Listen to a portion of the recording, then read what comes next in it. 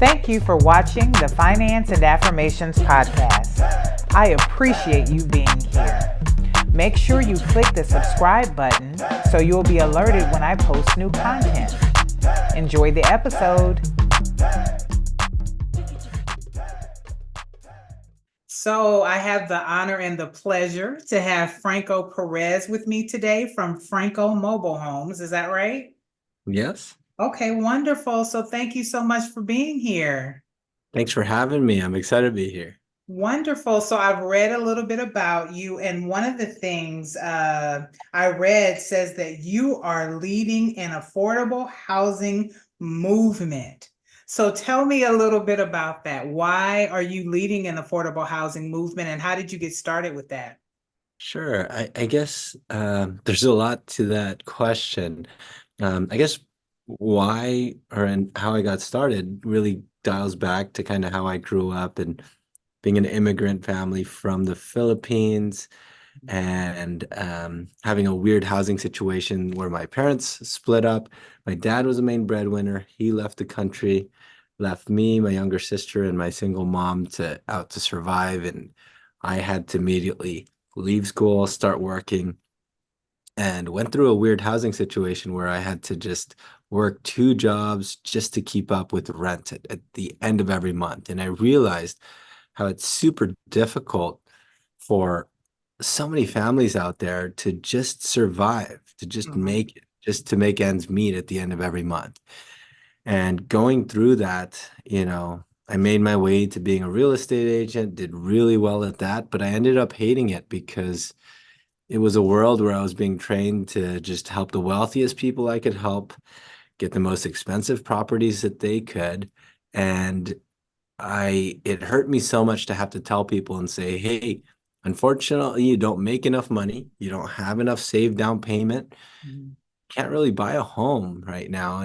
And if you make more and if you save more, I can help you later. And to me, that was just wrong. It just felt something inside of me didn't feel that was right. And mainly because I knew that they were probably going through a lot. They were in my shoes back then. I remember when I wanted help and nobody wanted to help us. Okay. And I just wanted to build a business where, how do we help those families that that just want to get a step ahead and that sort of thing. I went through government housing, didn't love that, and accidentally came across mobile homes. Mhm. And from what I thought mobile homes were, I thought it was like trailer trash, horrible places, bad quality homes, depreciating assets. I thought all the negative things about mobile homes, but when I went into these places and really deep dove and studied these places, I realized that this is a perfect place where low income families are able to start their wealth building journey. And I've witnessed it. I've seen it. I've seen teachers be able to buy here and feel financially secure. And ever since then, I decided to build a business to focus on really helping the general public and low income families be able to use mobile homes as a tool to get Okay. out of that rat race of renting and into and have mobile homes as a tool to get them ahead into one day being able to own single family and got hooked then. And it was a long story, but now we're converting a lot of old mobile homes into large, we call them sexy mobile homes, where we have 1,800 square foot, 12-foot high ceilings, quartz countertops, stainless steel appliances, as beautiful and as sexy as could be, and really pushing the limits of what mobile homes can do. So, and that's where we're at today. Okay, well, thank you. You gave me definitely a lot, and I want to kind of break a little bit of that down. So you said that you had to go to work. How old were you when that happened? I was about 17 years old when my parents split, and then between there, slowly had to get out of school and then start working full time at 18 years old. Yeah. Okay, and so you said you had to work a couple of jobs. And so what year was that? When was that going on? I think that was 2010, Okay. was that year. Yeah. So Okay, 2010, so 20. that was just after the housing crisis had kind of, developed. So did that have an impact on your family? It did actually, it did. And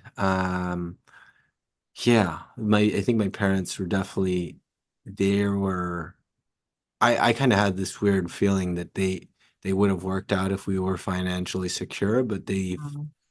they broke up because we weren't. And but who knows? That is a Okay. big part of it Okay, for because not just my family, but a lot of families as well. absolutely. As they say, money is probably is the number one reason that people break up. But so did you say that you started working at 18 and you guys were you housing insecure? Or were you just able to get something, but it was just very hard to maintain the rent or what have you? Yeah, I mean, I remember we were renting we were renting an apartment, and at the end of every month I was selling things off just to make ends meet, just whatever it is that we had, collecting cans and all that stuff just to make some extra cash to be able to afford rent it every month. And there are weeks or days we don't know that we're going to make ends meet or be able to pay that bill. Right, Um, and I remember how much anxiety I had over that. And I know that today, as we're speaking, there's similar families that are going through that same anxiety. right. How do they make ends meet? And, yeah, so that's kind of how my housing situation was. Okay, because one of the things, I am finance and affirmations, and so I typically ask people what was their initial financial education. Because it doesn't happen formally all the time. It happens by what happens with you and your family and what have you. And so prior to that, did you have a real sense of how finances worked, or did you just get a really quick lesson once you had to go out there and start working for yourself? As I developed myself, I came to realize that there's not just a wealth gap in our country, there's also a knowledge and information gap. And just like with what you mentioned, is that there's so much that I didn't know being low income and being all my friends also are low income and um, of what is important and the real difference between renting and owning. It's almost so confusing when I was very poor, but now it's like you have different discussions now that we're well developed. I have investor friends, that sort of thing. It's actually what's common sense back then is no long is a different conversation when it's talking common sense with wealthy families. And how do we bring that great knowledge to low income families that need this? And how do we educate that? And that's why I actually almost have to fight to prove a point of how owning is going to be better for these families in many cases. But we do a lot on our educational YouTube channel to try to break these myths and help educate people of the big differences that I wish I knew when I was younger. Uh, Right. And there, yeah, I mean, almost everyone says, man, I wish I knew that before. And so you said that you got into real estate. So how did you do that? Did you go to, obviously you had to get a real estate license or what have you, but how did you make the decision to go into real estate, and what was that process like for you? it was a weird it was a weird situation. I was actually studying to be a graphic designer. Mhm. I was basically interning for a real estate company at the time, doing their flyers, getting minimum wage, doing that. And when my parents split, I begged my boss, I'm like, can I please get a raise so that I can support my family? And they were like, we can't pay more for marketing or what you do, but I can teach you how to sell. And I was just like, okay, anything that'll get me money in my pocket. So I door knocked, I cold called from morning to night.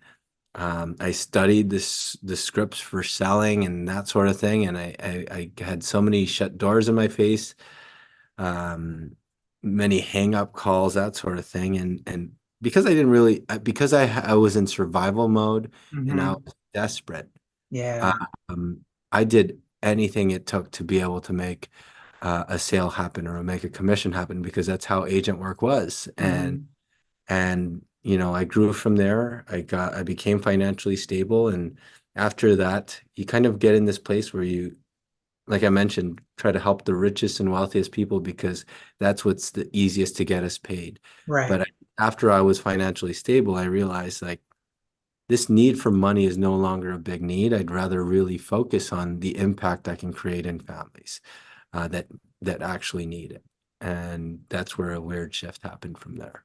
Okay, and so then you said accidentally you kind of happened upon mobile homes. So what was that? Was that in as you were, selling homes and things of that nature, or what was that accident that happened that got you to that place? It's hard to really say. I think I was still an active agent, still making sales while just researching and studying. I think because of the pain I went through, I just really is genuinely when I'm the type to learn, I really want to learn and break down the fundamentals. Like, why is poverty this way? Why is housing disparity this way? Mm, What is it that is making it difficult for families to get out of renting and into home ownership, right? And then, when I studied all of this, what we call affordable housing or what we call low income housing, but all it really is a reduced rent system mm, that helps them temporarily, but at the end of their whether they're at Section 8, whether it's reduced rent, at the end of it, yes, they got a discount on their rent, but after they leave, is their lives better than before? Not really, right? And mm, a huge part of how people are getting out of that rat race is the part that we're not taught. It's we're so focused on income and career only, but we're not focused on obtaining assets. We're not focused on how do we use financing to own a home and build up our net worth, right? And with that, because we aren't taught that, we aren't fighting to buy a home, right? But mm, if we actually create ownership, affordable ownership opportunities, that's where my brain clicked of like, we have to help families be able to get affordable ownership. And how do we do that? What are things that they can own, that can appreciate, that they can get tax benefits from? And I realized that there's these mobile home parks sprinkled throughout our whole country that's already there, whether it's a very expensive area or or not, right? Like in Santa Clara County, for example, people don't realize that there's over 60 mobile home parks spread throughout our area with thousands of mobile homes already, and it's an infrastructure that's already there. So we decided to kind of focus in on that. I actually interviewed and door knocked and asked great questions to these homeowners of how they felt about this. So many stories. People bought this home for $80,000 and now it's worth $150,000. And mm, their total payment is actually less than they would have if they were renting, right? And I was like, how does nobody know about this? How mhm. is this untapped information? And we're so focused on what the media shows and which is like Yeah, horrible criminals and that sort of thing. But, right. it's our only belief about mobile homes because that's all we see. Okay. So then tell me about it. Tell me about the mobile homes. Why is that a good investment for people who are trying to truly get affordable housing? Yeah, I think it's that. It's like a lot of, I can talk a little bit about San Jose or the Silicon Valley, the Okay. problem we have here. Um, and I kind of say the Silicon Valley is kind of the future of housing problems for most of our metro areas. So numbers I'll say are pretty high, but the ratios are kind of the same in other metro areas. But in our area, you spend $3,500. If a family wanted to rent an apartment, a two-bedroom apartment, it's about $3,500 a month. If they wanted to buy a single family home, it's about $1.5 million, right? It's a huge leap. How does somebody that's making this huge payment for rent ever dream of one day owning a single family home? By the way, if they wanted to buy a single family home, 10% of that is $150,000, and their monthly payments would look more than $7,000 a month, right? And that's a crazy, crazy leap. But we all understand the benefits of home ownership. We get to leverage a loan to build up our net worth. We get to have an appreciating asset. We get tax benefits from these homes, and and there's a ton of upside financially, right? Now, but the problem is it's a huge barrier to entry to transition from renting to owning a single family home. Mm-hmm. Now, what we need is a stepping stone in between for those families to be able to get just a little bit better cash flow than they were if they're renting. Because if I'm renting, guess what? You rent that apartment for 4 or 5 years, all that money that you spent, it's completely gone. You don't have anything that you own. You don't have an asset, and it's just a clean slate from there. You leave the apartment, there's nothing in your account. You can't sell anything that's worthwhile, right? The beautiful thing about mobile homes in these mobile home parks is that it's a hybrid of both in between. So you get rental elements, and then you also get home ownership elements. So if we were to buy a mobile home in San Jose, let's say an average newer mobile home, it would be about $350,000. Um, the if they want to put 10% down, it's $35,000. $35,000 is their down payment. Space rent, you do pay rent for the land in the park. It's about $1,000 here. And then their mortgage would be about $2,700 a month, right? So their total monthly payment is just about $4,000, which is just a little bit more than if they were paying in the full rent model. But Mm-hmm. now if they pay that towards a mobile home, 3 to 5 years later down the line, they're paying for an asset that they own while while that home is appreciating in value. They get to gain that equity from that as well, and they get to leverage that financing that they are capable of being able to secure to be able to own something that's an asset that builds up their net worth. And after 3 to 5 years down the line, guess what? When they want to move out, they get to sell this asset. And when they sell it, they have what we found the difference between renting and owning this, it's about $70,000 to $90,000 difference, right? So at the end of this, just by switching from renting an apartment to owning a mobile home, you have an extra 70K that you have that when you sell your home, and now you can move that to maybe buy a single family home later or move Mm-hmm. to another location or do whatever you want to do with it. But that shift in their cash flow can make a huge difference for a family that's working hard and trying to make it or just trying to survive in an area that's expensive. So tell me this, because I know there are a lot of misconceptions. So let's break some of those misconceptions. And then also talk to me about the space rent and the land. When you started, did you just resell mobile homes that were already there? Are you kind of, getting the land and then putting mobile homes on them? So misconceptions, and then how does the land piece for the mobile homes work? Yeah.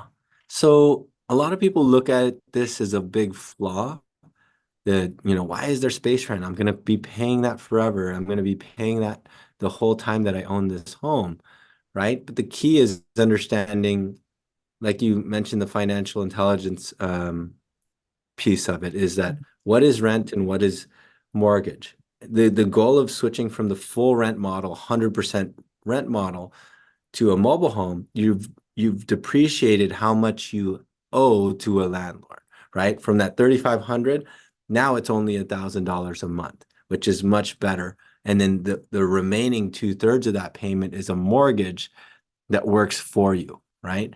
Um, I think that's the key element of it.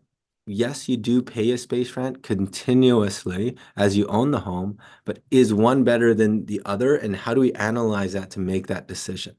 Right. So, and it's important to have someone that that really can educate you and help you with understanding this cash flow Mhm. element. But another pain point that a lot of people have is like, why would I pay more than I am renting when it's obviously $400 or $500 more than I was before, right? Mhm.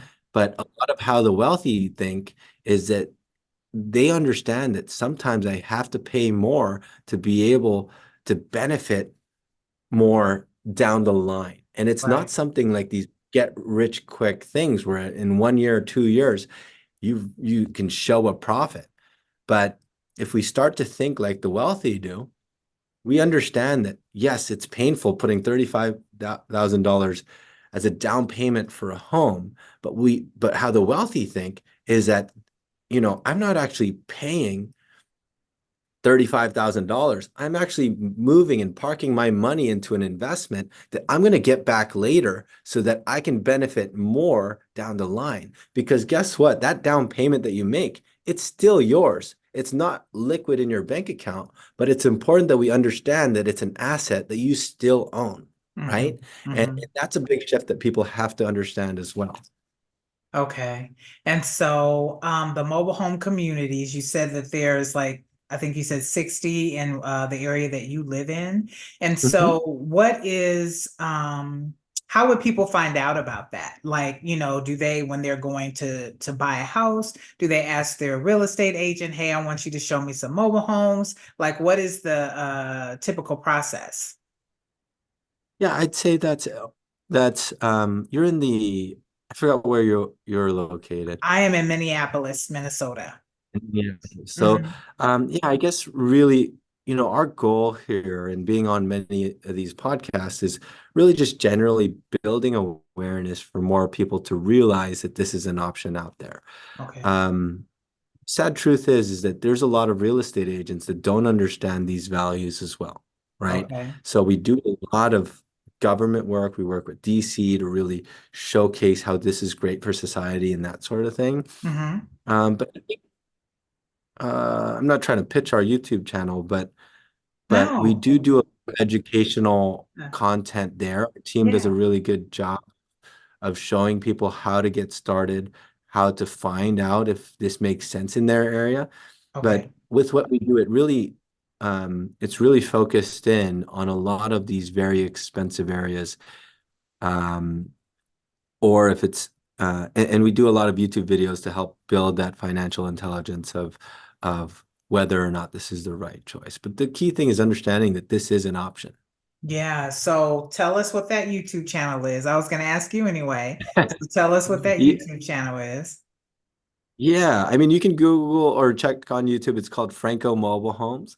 That's our channel, or all of our links are at www.franco.tv. You can see 3D tours of what the homes look like. You can even see the how we build these in the factories. I Hmm. mean, we have so many problems with the future of housing and construction, and this is really the future of how homes are going to be built. They're going to be built in factories on assembly lines. I mean, if we look at any other product that we have, they're all manufactured and streamlined in a warehouse on an assembly line. And it's shocking how we still build homes the way we build homes hundreds of years ago.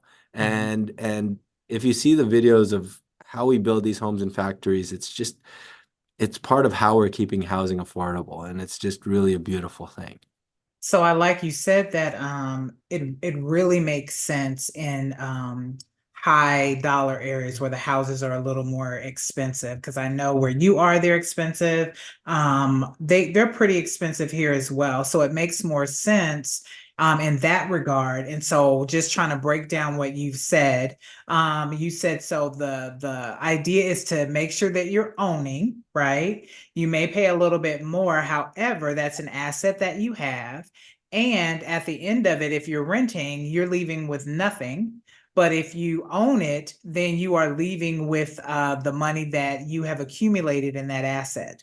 So that makes, perfect sense to me why you would do something like that.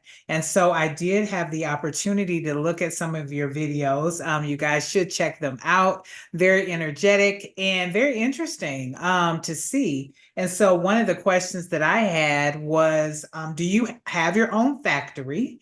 Because I saw the building that was going on. And then I need you to talk to me about, is it called a Toto truck? The toter trucks, yes, Toter that's how we truck. support them. Yeah, yeah. Okay, So so do you have a factory that you own, or are you using those factories to get the houses built or the mobile homes built that you yeah, we have agreements with factory. I don't own a factory right now, yet? but Okay. we work with partners and really trying to grow out more of these, and it could be something in the future. But Hmm. right now we are working with factories that build similar style products, but not really mobile homes. Like they build modular homes, and then we use Hmm. their factories to build out what we build. Okay, so then can you tell us the difference? What's the difference between a mobile home, a modular home, a manufactured home? To be quite honest with you, they're all the same. I think there's Okay. a lot of confusion of all three and the differences, but the only real difference is the how it's set on the foundation. Okay. So modular are actually built on 2x4 or 2x6 uh, framing underneath, and then they transport and lift it up and set it on the foundation. Mobile homes, which sometimes are also people call manufactured homes, Hmm. are built on steel I-beams that's actually like a chassis of a car. Hmm. And we transport them on wheels to the location, but we still set it as a permanent foundation on that chassis itself. Now, still same quality build, still great quality build, same materials, same factory that it's built in, but it's just the foundation is a little bit different. Okay. And so then how do you make the decision where you're going to build the mobile homes that you're building? Yeah, I mean, it's mainly, inside of these mobile home parks itself. So we do not just in the Silicon Valley, we help consult in like LA, San Diego, Atlanta, Georgia, Austin. Um, but a lot of times we work with park owners or we work with residents Hmm. that don't realize the value of their old mobile home Okay. and they want to upgrade their old mobile home to a new one. And usually that's how we identify whether it's smart for them to do so or not. Let's Okay. say it's somebody that owns a single wide home in our area, their value is about $100,000 the way it sits. They don't realize that, or we do a lot of educational content and like seminars and that sort of thing. But Hmm. how do we make win-win scenarios for all parties? They own a home that's $100,000. Their family's growing. They need a bigger home. They can't yet buy a single family home. Hey, Mr. and Mrs. Owner, you own this home.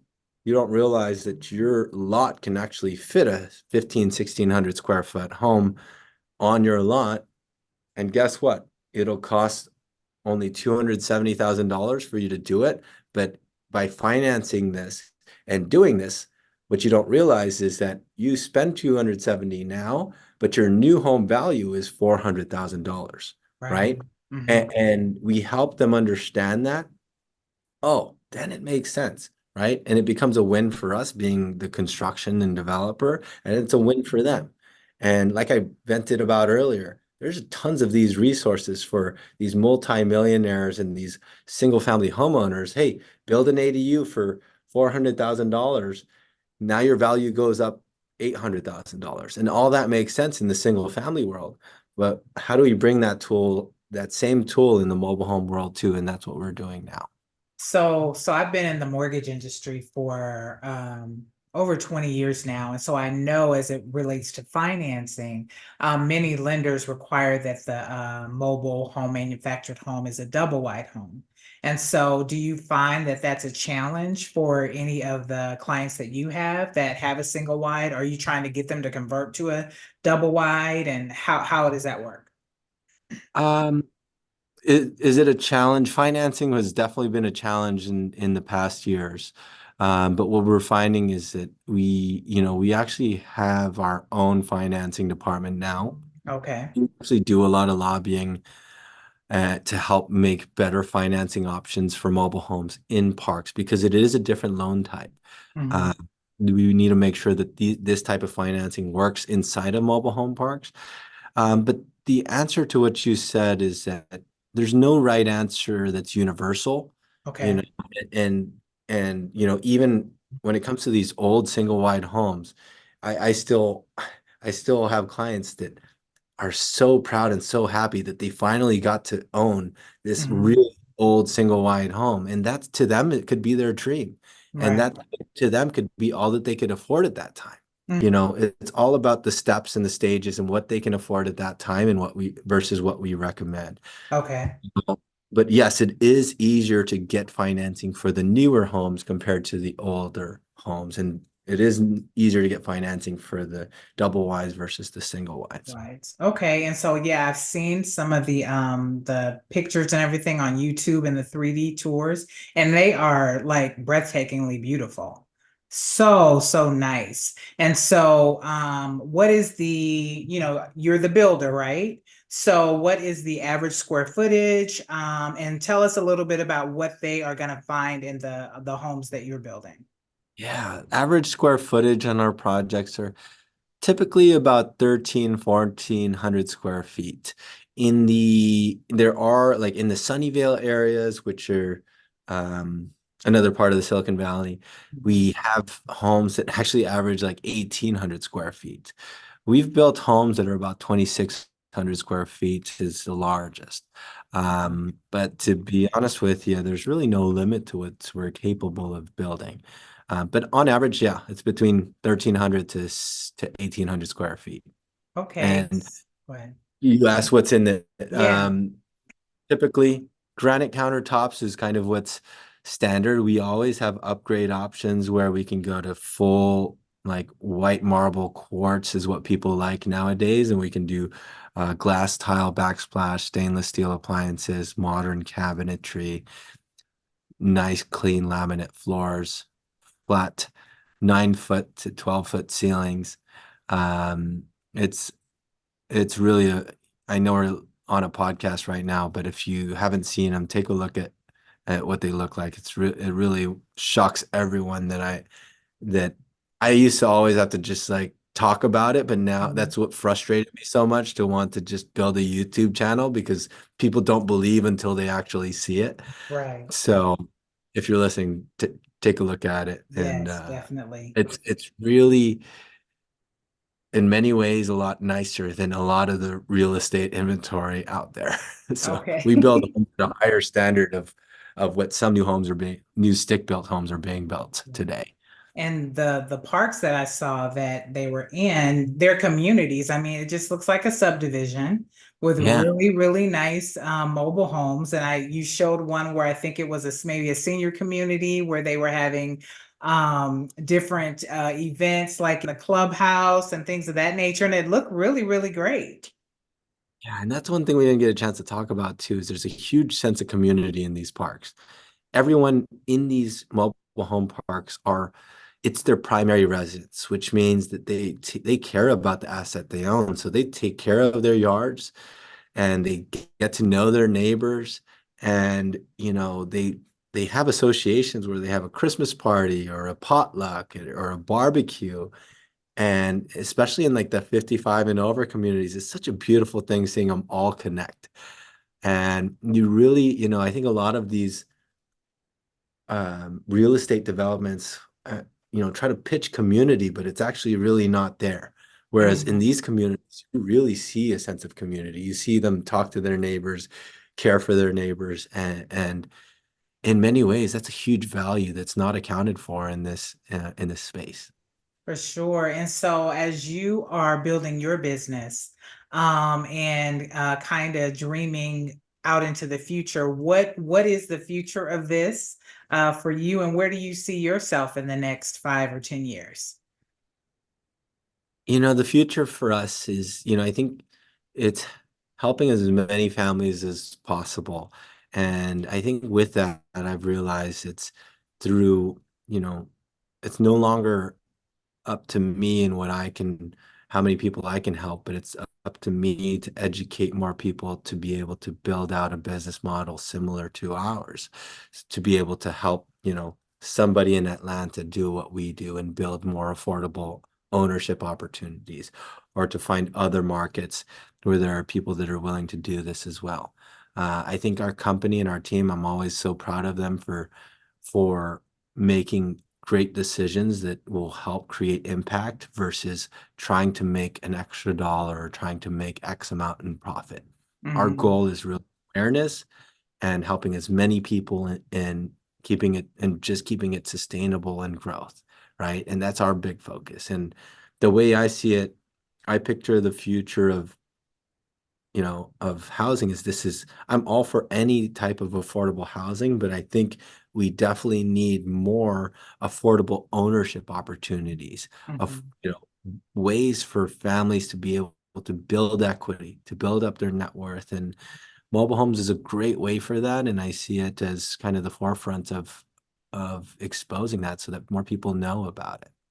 Wonderful. So, if there are people who are listening and they're like, okay, this is something that I may want to look into, how would you affirm them, and what would you tell them to do? Um, It depends on what context. I think if you're a business owner, I think it's learning to be resourceful. Being resourceful is probably the most underrated skill, I feel like, in many people today. You have people with so many resources, so many funds, and that sort of thing that can't create a single impact in the world. And then you have people that are really driven and have purpose. And, kind of like when I was in survival mode, I think there's a lot of people in survival mode that are super resourceful. And if you learn to be resourceful and to to you learn to learn as well in a good way, whether it's reading or whether it's YouTube, then it helps you to be able to grow your family, grow a business, and create whatever impact you want to in the world. So Wow. I think So I'm it's going to make important. sure that all of your information is in the show notes. And oh, you also have a book. Can you tell us a little bit about that really quickly? Yeah, our book, we have a book called Mobile Homes, The Secret to Home Ownership, right? And it's just all kind of what we talked about. How do you break down and understand how financing works, or how your finances and your personal family's cash flow works, and how you use it to your benefits. It's a lot of the stuff that I wish I knew when I was growing up, and how I could understand finances back then. Wonderful. And so if someone is like, hey, this is something I want to look into, I would like to learn about mobile homes, but you maybe aren't working in that area, can they reach out to you and talk to you, or what steps would you tell them to take? Yeah, all of our contact info is on that website I mentioned, Okay. www.franco.tv. You can reach out to us there. Our team responds to all those messages. So yeah. Wonderful. Well, Franco, thank you so very much for being a guest for us. And I am so excited to see where you go with this and how this grows and really makes an impact on the affordable housing crisis, really, that we do have in this country. Thank you so much. And thanks for having me here. So I love what you're doing and spreading this as well. Thank you. I hope you enjoyed watching the Finance and Affirmations podcast. If you haven't already done so, click the subscribe button. Until next time, blessings.